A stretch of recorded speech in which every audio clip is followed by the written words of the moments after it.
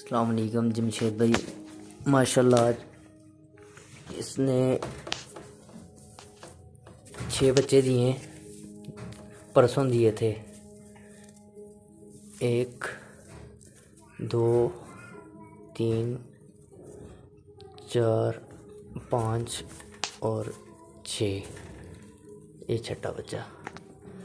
6 बच्चे दिए इस मादा ने। और ये वो वाली माता हैं जिन्होंने बच्चे मेरे ख्याल से ज़ाया कर दिए थे, जो प्रेगनेंट लाया था। इनका भी अभी क्रॉस करवाया है, इसका भी अभी क्रॉस कराया, इसका भी हो रहा है, इसके साथ भी अभी क्रॉस हो रहा है। माशाल्लाह इसने बच्चे दे दिए।